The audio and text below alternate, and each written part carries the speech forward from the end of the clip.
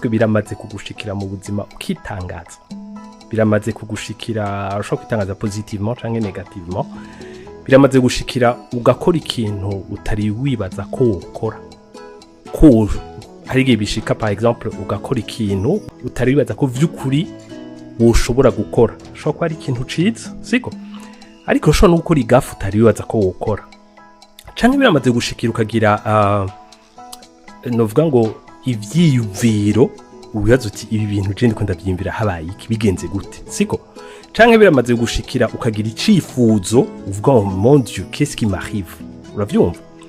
En bref biramaze gushikira mu buzima ukitangaza ugakora ibintu mu buryo bumwe bwiza canke bubi, canke ukiyumvira ibintu canke ukifuza ibintu utari wibaza ko wewe vyo gushikira. Nshaka kuvuga ingene umuntu ari umuntu muri we ari munini, ari vaste, ari complexe, arimwo ibintu byinshi, des fois bitoroha gutahura na twebwe ubwacu bitatworohera kwitahura, hari ibintu byinshi byacu tudatahura siko. Rero kenshi iyo dushaka mu buzima gutera imbere, kwiteza imbere, ico twokwita aussi kwevolua, uvuga ngo navuye muri ibi nateye imbere, nagiye mu bindi vyiza. Hari ivyo tuvuga vyiza mu buryo bufatika, ariko hari n'ivyo tuvuga vyiza mu buryo ukungene tumeze indani muri twebwe, uti nahora meze ukutarika ariko ngenda ntera imbere, ngenda mera neza, ngenda peut-être mbu umuntu muzima canke mbu umuntu mwiza siko. Hari abantu bamwe batazi ko bikwiriye ko bevolua canke no ngo bahinduka, ariko haro nabandi babizi babitahuye kandi by'ukuri babigerageza, bahora bashiramwo n'inguvu bakagira iki, ariko bakibaza ati ni gute ntabishobora kandi ndabishaka siko. Ndabizi ko hari igihe par exemple iyo ugenda gusenga bakavuga ubutumwa, des fois bakigisha kuri sujet kanaka wumvi kuraba canke guconcerna uwo munsi, ugasanga kuri buti Imana ndafashe decision à partir d'aujourd'hui ndashaka guhinduka muri ibi canke kwevolua muri ibi, ndashaka kutazosura kugira ibi canke etc. Mais hari igihe ugasanga wasubiriye kwa kundi wifashe kwa kundi utashaka canke wisanze muri bimwe utarushaka. Des fois ukagera ahantu kibazo uti mbega none iyo ndiko ndagira rijya sengesho, est-ce que mba ndi sincère, est-ce que mba ndi vrai, est-ce que mba ndabishaka by'ukuri, canke kubona ndabisubiramo quelque part vyerekana ko fonta byo shaka. Ariko rero nshaka kuvuga niki hono munsi, nshaka kuvuga ngene umuntu ari complexe, kimwe mu bintu bigituma bitunanira ko mu bisanzwe nibaza ngo byari kuba biri kwiriye kuba biri normale yuko mvuze ngo ndahevye ikinda giheba, mvuze ngo ndashaka gutangura ikinda gitangura siko. Mvuze par exemple ko à partir d'aujourd'hui nzogira sport, byari biri censé ko ndabishobora normalement, urabyumva. Mais que usanga des fois urabigira, urabidesida, urabishaka, uragiye ko ntavyo ushobora siko. Rero umuntu agaceyoza ati none bigenda gute, ariko kenshi ikibazo aho gikunze kuba nikihe nuko muri twebwe novuga ngo ni yindi monde, ni isi nini cyane gose irimo ibintu byinshi, bisigura yuko niyo ndesize canke mvuze ngo ndafashe iyi decision, eshi c'est une partie de moi ihejeje gufata iyo decision, mugabo muri jewe ndafise novuga ngo ibindi bihande biri contre iyo decision mpejeje gufata, bitumva inyungu yayo canke bibona ko ari decision igiye kumerera nabi, naho je byitwa ngo ndazi kwigiye kumerera neza, ari ugasanga jewe nyene indani muri jewe hariho izindi partie, ugasanga ro muri twebwe hagwanira byinshi. Des fois ugasanga ntidushobora gukora ibyo dushaka, ntitushobora no kureka gukora ibyo twashaka kureka gukora siko. Turakunda kuvuga abantu par exemple usanga baranyoye urumogi igihe kirekire, baboshwe n'urumogi, hari ababoshwe n'inzoga, hari ababoshwe n'izindi ngeso mbi nyinshi zitandukanye, ariko hari n'ababoshwe na television, hari ababoshwe na telefone par exemple. Aujourd'hui nibaza ko haribo benshi cyane gose siko. Ugasanga wadesize uti ndakira aya masaha sinza gusura kurenza aya masaha cyane yako tukibudiro tuvuga bisanzemwo, alors que ivyo bintu vyose mu bisanzwe igituma tugira ayo mashwa nayo ma decision mu buzima ni kugira ngo ubuzima bwacu bwevoluwe butera imbere, dushike ku vyo twifuza gushikako, ariko tusanga hari ibintu byinshi bikunanira siko. Umuntu ni munini muri we, umuntu afise byinshi muri we, umuntu akoreshwa n'ibintu byinshi muri we. Hari ibyo dushoboye tutazi ko tudashoboye, hari ibitugora tudatahura igituma bitugora, hari ibitunanira utatahura igituma bikunanira. Kubera iki? Kuko umuntu afise ibintu byinshi muri, hari ibintu biba ukagera ahantu kibaza uti none umuntu abaho gute, umuntu afonctiona gute, umuntu ameze gute finalement, kugira ndavuge mu buryo bworoheje ngira ndavyite insinga zo mu mutwe siko, utuntu dufatanya insinga zo mu mutwe siko. rero ayo ma connexion neuronale ari mu mitwe yacu ni kuvuga ngo mu mutwe wanje harazi yuko sinzi igikoko nicaza kunjya swati ifoko ngwana canke ifoko niruka siko ni yashikibi hari ibintu byinshi tuzi ingene bigenda vyikora biri automatique. Par exemple umutwe wanje urabizi ko ifoko mpema, donc umwanya wose ndiko ndahema n'igihe nsinzire n'igihe ntavyimvira uratanga iryo teko, ariko hari igihe mu mutwe biparangana bigenda ukundi ugaca usanga bya bintu byari normal ntibikiri normal siko. Rero ivyo bintu ugiye kuraba igituma bimarsha bifonctiona mu buryo bwiza canke bitondetse mu buryo kanaka, nuko mu mutwe dufise insinga nka kujya mu nzu hari insinga za electricité canke mu bindi bintu bitandukanye mu mashini atandukanye tubona insinga. Izo nsinga kubera uburyo zifatanye, kubera uburyo zigenda ziri connecta, nizo zituma la information ipasa hama ibintu bikagenda uko vyateza kugenda siko. Nico gituma ushobora no kusanga umuntu agize accident zicitse zimwe canke zigenze kutari kwasanga amategeko ntagipasa nko ateza gupasa udesize ukuguru guhaguruke ntiguhaguruka par exemple siko. Rero birafatanye no mu ruvango no mu ngeso zacu zitandukanye, izo dushaka gushika ko nizo dushaka guheba siko. Ugiye kuraba ico kintu bitama izo nsinga ubwo buryo zifatanye, bakwereka yuko mu mutwe w'umuntu akuze insinga zifatanye mu mutwe wiwe, ni kuvuga ngo si 10 si 100 si bihumbi si bihumba amajana si miliyoni si ni miliyari, ariko bakubwira ko ari insinga zishika nyinshi cyane gose trillion siko, sinzi ngende bayivuga mu kirundi, ariko ni kuvuga ngo ni insinga zirenze cyane gose, kandi chaque urutsinga gose rufatanye n'urundi rusobanura information siko. Kugira iyo connexion ibe ibaye connexion ziza gufatana a partir ya information kanaka siko. Rero bavuga ko mu muntu akuze izo nsinga ayo ma connexion ahari ashika ayo matrillion ijana hama, ariko bakavuga yuko n'umwana akivuka siko, akivuka izo nsinga zifatanye zishika ma 50 trillion siko. Donc ni insinga nyinshi cyane gose zifatanye mu mutwe siko. Rero izo nsinga zose zifatanye ni kuvuga ngo ni information ziri enregistré indani muri wewe, ni information ziri enregistré mu mutwe wawe. Hama ku kuntu zifatanye rero niko information zicircula kandi niko ufonctiona wewe, uravyumva. Twese dufonctiona selon izo connexion, kandi izo connexion zose zihaba kubera information wakiriye, information reçue siko. Izo information nizo zituma habaho izo connexion neuronale siko. Rero no munsi wacuja kuraba uburyo dukora ibintu, uburyo twifata, uburyo tuvuga, uburyo tugira iki twese ni par rapport yayo ma connexion avuye kuri izo information siko. Rero ikintu gica gitangaza uca wibaza uti none ku mwana à la naissance afise izo 50 trillion siko zifatanye, uca wibaza uti none umwana à la naissance izo information qu'il a déjà reçu ni zihe yazikuye hehe? Ariko muca mubona yuko justement umwana n'igihe ari mu nda kwa mama arahosova ma information atari makeya siko. Hama turetse no mu nda kwa mama je pense yuko umwana arehita, no kuvuga ngo harayo tuzananye dukuye mu bavyeyi bacu siko. Rero no munsi ugaca usanga rero iyo umuntu ashaka guhinduka, iyo umuntu ashaka kugira effort yo guhinduka, hari gihe twebwe usanga akigoro kenshi na effort nyinshi tugira tubigirira hanze, ariko ugasanga turiko tugira effort mu nyifato, ariko information ziguma ari zazinduka. Tusanga naho bigira uraforsa ukabigira, mugabo wahagarika kwikoncentra bigaca bisambuka bigasubira kwa kundi byari bimeze, bigafunctiona kwa kundi byamye. Nico gituma uzusanga na meme no mu migani hari gihe usanga abantu baca imigani ngo imbwa ntiva kwigufa, uravyumva, abandi ngo ingesira araba ntihwera, uravyumva. Nibaza ko iyo migani yose iva mu ma effort abantu kizo fourni kugira ngo bahinduke mu bintu kanaka, ariko bikanka siko. Rero hari gihe uyu umuntu anasenga bigera ahantu kiyagiriza ukumva ko gumukora ibibi, cyangwa ugasanga nabo musengana barakwagiriza, ariko ugasanga finalement ikibazo kiraho hantu mu mutwe, kuko ntaho tuzi,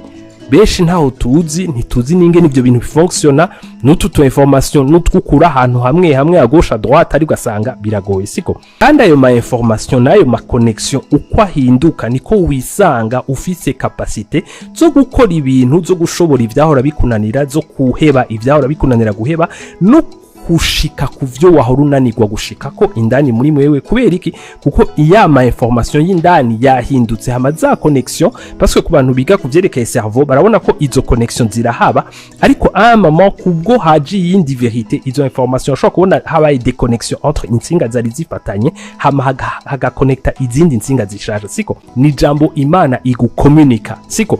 nico gituma rero mukunze kubona kenshi tuvuga canke twasista ku kintu kijanye no kugira relation n'Imana, cugira connexion n'Imana, cukuba muri rya myanya kwa muri présence y'Imana, cuguha importance, ugaha umwanya kugira ngo wumve inspiration icimana ikiragupusa gukora, kuko justement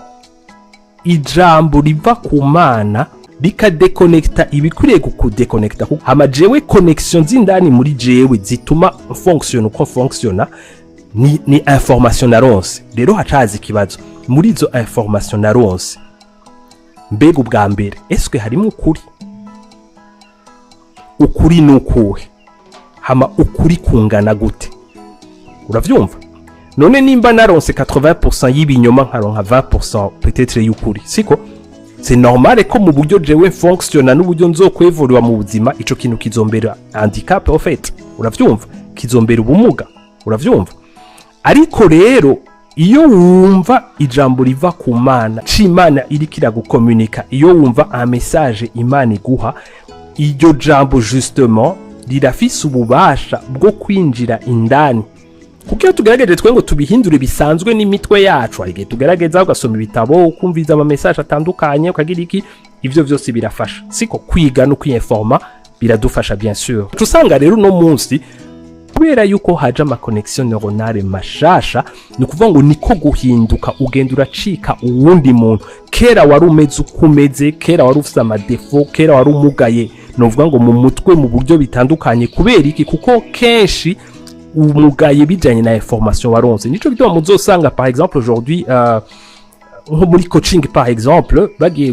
ku ba coach financier par exemple, bashaka kukwigisha kuvy'amahera mu kintu bagufasha cambere guhindukamwo, baragufasha guhinduka mu mutwe, mu vyimviro, kucimviro n'igicapo ufise kubijanye n'amahera.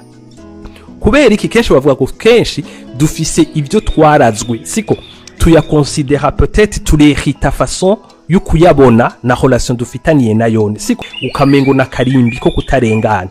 Ariko iyo ukuri kuje indani muri wewe kukubohora kuri ya façon de voir, kuri ya façon de penser ufise, ugatangura kugira yindi façon de voir ou de penser iri original iva ku Mana, hama ugasanga rero iyo ikugururiye ama porte, ugasanga iyo umaze guhinduka indani. Muri Bible haratubwira ikintu citwa renouvellement de l'intelligence, siko renouvellement de l'intelligence rero ni ukuvuga ngo intelligence ubwenge bwabaye renouvelé, kandi muri Bible akatubwira ngo rigigwa par la parole.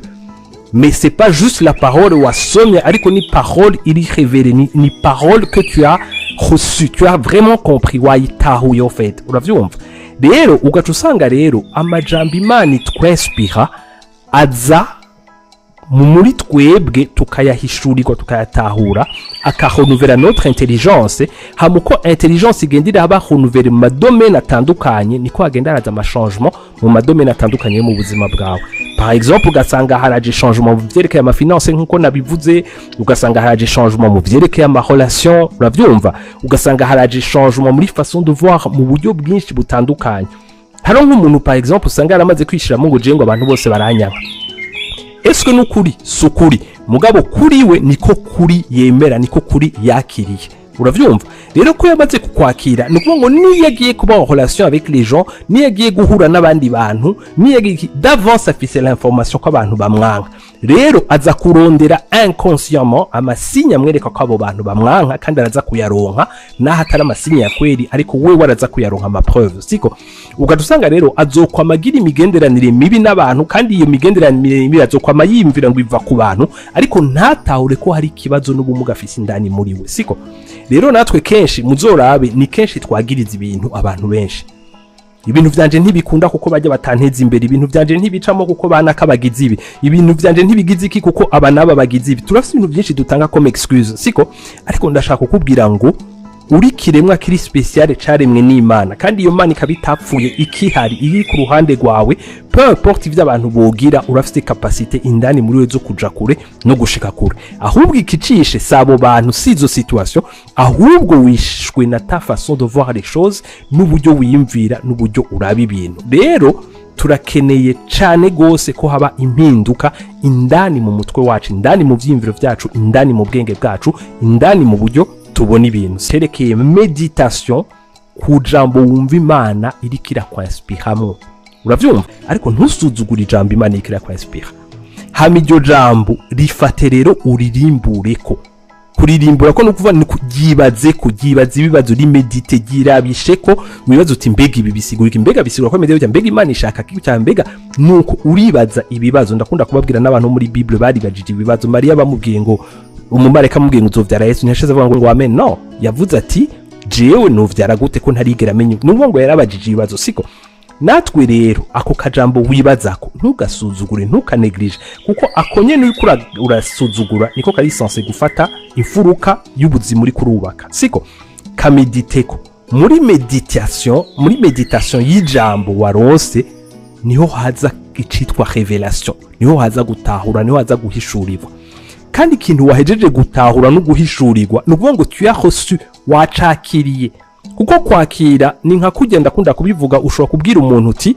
wambaye neza ariko ntiyakiriye compliment peut-être kana kubwira merci mais akavuga ati arrête ndabitse ko ntaberewe bikamugora kwakira iyo compliment siko rero n'iryo jambo c'est pas juste ngo naryumvise cyangwa ngo ncimvuga n'amajambo yanje ngo amen cyangwa ngo mvuze ngo ndakiriye c'est pas parce que mvuze ngo ndakiriye ko nakiriye no kwakira nukuvuga ngo nuko yinjira rigashika ahantu muri profondeur kuko hajya muri profondeur tutabona niho nubundi hononekaye niho hari ibinyoma byinshi niho hari ama connection atariyo siko rero iyo hariya hagiye kujya kuri siko kujya kuri kura remplacer ikinyoma umuco n'umwijima ntibibana siko umuco ushitse umwijima urahunga rero haje ujya muco bihindura ibintu vyose bihindura ama emotion bihindura volonté bihindura ama sentiment yawe bihindura iki nukuvuga ngo bikugize uyundi muntu kandi kucitse uwundi muntu nukuvuga ngo ukira ibintu vyahora bikunanira kukira unaronka canke uronka ibintu vyiza muri wewe vyahora bikurunanira ingene uwo bironka siko rero mumenye ngo twese à la naissance dufise ama information menshi kandi ayo ma information arimo ibinyoma byinshi siko